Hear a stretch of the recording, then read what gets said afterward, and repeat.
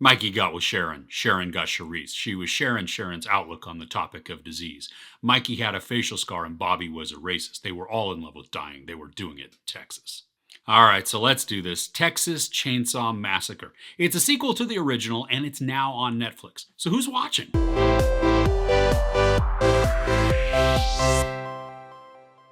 After nearly 50 years of hiding, Leatherface returns to terrorize a group of idealistic young friends who accidentally disrupt his carefully shielded world in a remote Texas town.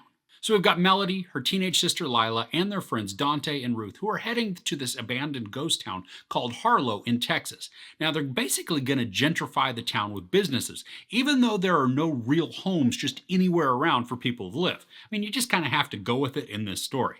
But then by accident, they spark a tragedy that makes things go bad in big ways. All right, this movie has some awesome and gruesomely violent gore to it. Once the killings start, they are brutal, and the camera gives us all the gnarly visuals without turning away most times. I mean, yeah, you can say that the violence is gratuitous, but this is called Texas Chainsaw Massacre, so it's expected to be bloody and disgusting. I mean, if it weren't, there would be a massive problem. The plot in this is paper thin, but I think if you're going into this to watch, then you're less concerned about story development than the kill count.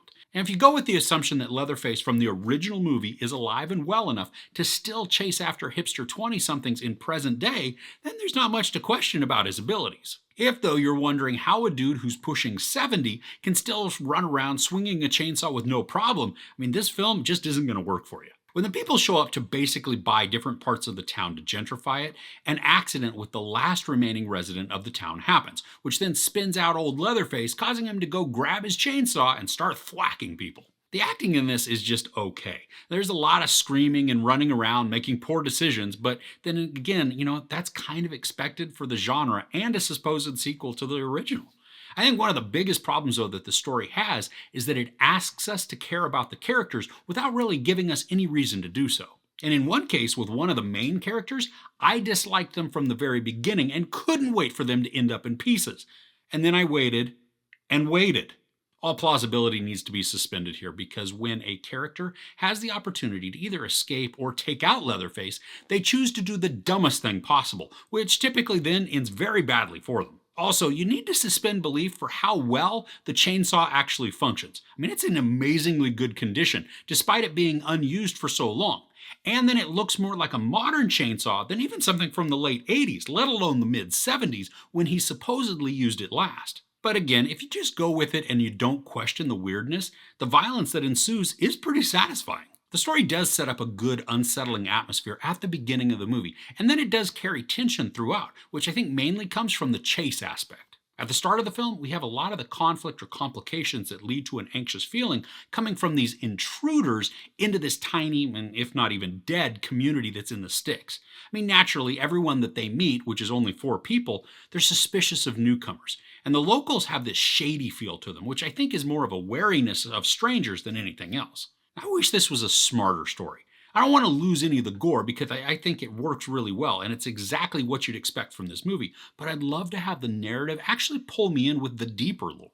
I think if I could be made to feel something for the characters, the entire experience would be more terrifying or at least unsettling. I mean, as it was, I just wanted to see them all be chopped up and then had no concern for their well-being. If I was attached to even one of the characters, that sense of peril would cause extreme anxiety and then have me very invested in what's going on. This became almost like a casual watch, albeit a bloody one. I mean, I think you can be scrolling on your phone and be totally fine, but you may not want to because you could miss some very ridiculous kills. Now, I do have to hand it to the special effects. They are outstanding and disgusting in what is produced. Now, I'm pretty sure most of it, if not all, is practical effects, and they are done just really well. And some of the kills are rather creative also, which I think was shocking and then fun.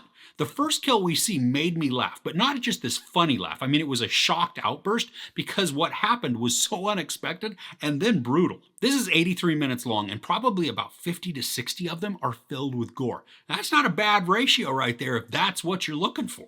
Well, I don't think the film needed to be longer with the gore aspect. I do think either working in some dialogue to create more of a connection with the characters or adding some additional time of development would have made this a more powerful experience. So overall, Texas Chainsaw Massacre is a bloody and gruesome horror movie that more than lives up to its name. But outside of the violence, there's not much to the story, nor really any other reason to watch or care. The characters are either strangers to us or they're unlikable, and the rules and logic that the film sets up don't really make any sense. Now, I did love the special effects, and I think whether they're practical or computer generated, they look amazing and they create a gory atmosphere that the filmmakers really should be proud of. I wanted the story to make me care about the characters so the danger and the anxiety would affect me, but I found myself rooting for Leatherface more than anything. For a violent horror, this delivers, but outside of that, no reason to watch. Now, there is a post-credit scene that's pretty short and it's uneventful, but I figured I'd at least let you know in case you want to see it. There's no sex or nudity, but there's a lot of profanity and an amazing amount of gory violence.